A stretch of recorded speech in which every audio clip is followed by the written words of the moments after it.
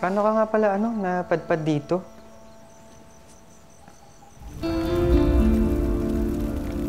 Ano nga pangalan mo? Zion. Ano, mag-isa ka lang talaga? Niyayain niya akong umuwi sa kanila sa probinsya. Zion! Kung pumatay siya, sisi ako hindi ako sumama.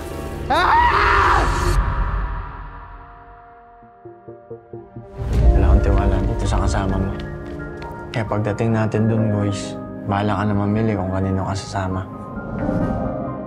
Hindi mo mahal, kaya di ka sumama.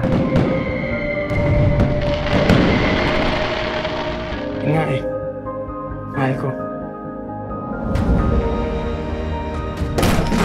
Inaangas mo ah! Kayang-kaya mo kami pagpalit dito sa mga tipo mo. Sinundan ko na lang yung pakiramdam ko eh. Na gusto kitang balikan dito, na gusto kitang hanapin ka dito. Sir, gusto ko na tumakas eh.